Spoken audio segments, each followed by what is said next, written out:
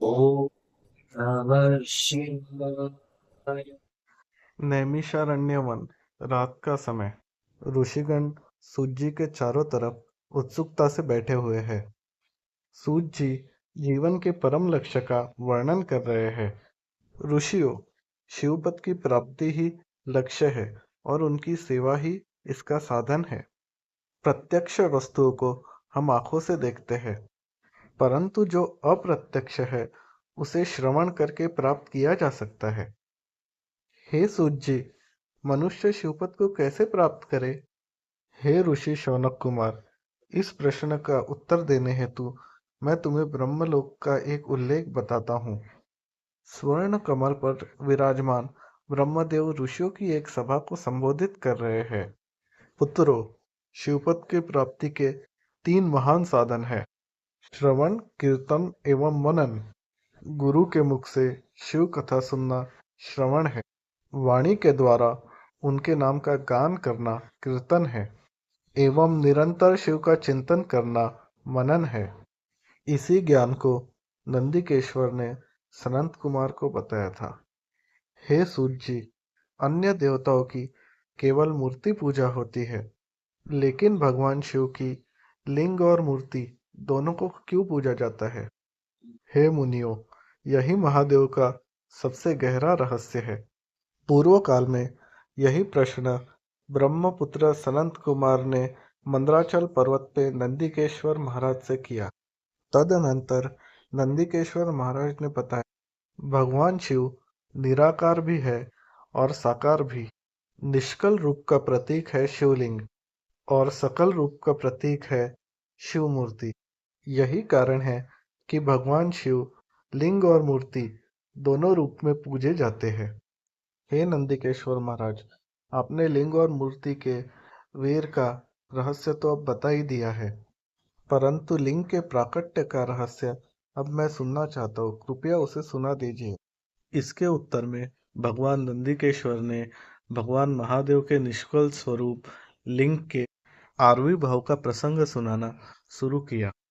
प्राचीन काल में सृष्टि रचयिता ब्रह्मा और सृष्टि पालक विष्णु के बीच में मैं श्रेष्ठ हूँ के रूप में एक घोर विवाद उत्पन्न हो गया। मैं सृष्टि का रचयिता हूँ, समस्त संसार मुझसे उत्पन्न हुआ है, मैं जगत का पालन करता हूँ, श्रेष्ठता मेरी है। धीरे धीरे यह विवाद विनाशकारी युद्ध में बदल गया और दोनों देवताओं ने एक दूसरे पर अपने अपने अस्त्र छोड़ दिए। तभी उन दोनों के बीच एक अग्नि स्तंभ प्रकट हुआ। मैं इसकी जड़ खोजूंगा, यह कहते हुए विष्णु जी वराह रूप में परिवर्तित हुए और स्तंभ की जड़ को खोजने लगे। इसी प्रकार ब्रह्मा जी हंस रूप में परिवर्तित होकर अग्नि स्तंभ का शिखर खोजने लगे। हजारों वर्षों तक दोनों देवता स्तंभ का अंत खोजते रहे।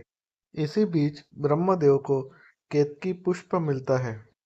यदि तुम मेरी साक्षी बन जाओ तो मैं विजयी कहलाऊंगा। ठीक है ब्रह्मदेव। दोनों लौट कर आते हैं। ब्रह्मा जी ने कहा, मैंने इसका शिखर देख लिया है। और केतकी पुष्प ने भी कहा, हाँ, ब्रह्मदेव सही कह रहे हैं। अचानक अग्निस्तंभ गरजा, असत्य! अग्नि स्तंभ से शिव का दिव्य रूप प्रकट हुआ। हे ब्रह्मा, तुम्हारा अहंकार ही तुम्हारे पतन का कारण बना। तुम कभी पूजनीय नहीं होंगे। और केतकी, आज से तुम मेरी पूजा में वर्जित रहोगी। आज की यह रात्रि महान रात्रि होगी और शिवरात्रि कहलाएगी। जो इस तिथि में मेरे लिंग या मूर्ति की पूजा करेगा वह मुझे अत्यंत प्रिय होगा। प्रभु, आपके स्वरूप का रहस्य क्या है? मेरे पास नित्य कृत्य है: सृष्टि, स्थिति, संहार, तिरोभाव और अनुग्रह। इन्हीं पांच कार्यों के लिए मेरे पांच मुख है। मेरे मुख से अकार, उकार, मकार, बिंदु और नाद प्रकट हुए, जिनसे बना ओम। इसी से पंचाक्षर मंत्र उत्पन्न हुआ। ओम नमः शिवाय। यह मंत्र भोग और मोक्ष दोनों प्रदान करता है। और फिर महादेव अंतर्ध्यान हो गए। तदनंतर सूत जी ने ऋषियों को शिवलिंग स्थापना, मोक्ष मार्ग और पुण्य क्षेत्र के बारे में अवगत कराना आरंभ किया। ऋषियों, पंचाक्षर मंत्र के 5, 4 या 3 करोड़ बार जाप करने से साजुष्य, महेश्वर या विष्णु पद की प्राप्ति होती है। शिवलिंग की स्थापना पवित्र स्थान पर करनी चाहिए। शिवलिंग की स्थापना 12 उंगल या उससे अधिक लंबाई की होनी चाहिए। गंगा, नर्मदा, गोदावरी और कावेरी जैसी नदियां मोक्षदायक पुण्य क्षेत्र है। ये शिवपद दिलाती है। दिन के 3 विभाग प्रातः नित्य, मध्य सकाम कर्म और सायंकाल शांति कर्म के लिए है। मित्रों, विद्येश्वर संहिता अध्याय 11 की समाप्ति होती है। अगले अध्याय में आप देखेंगे महादेव ने कैसे रचे 7 वार, कौन सा दिन देता है धन और कौन सा दिन देता है मोक्ष। मित्रों, अगर आपको हमारे वीडियो पसंद आ रहे हो तो सब्सक्राइब, लाइक, शेयर और प्लीज़ कमेंट कर देना। इससे हमें मोटिवेशन मिलता है। धन्यवाद।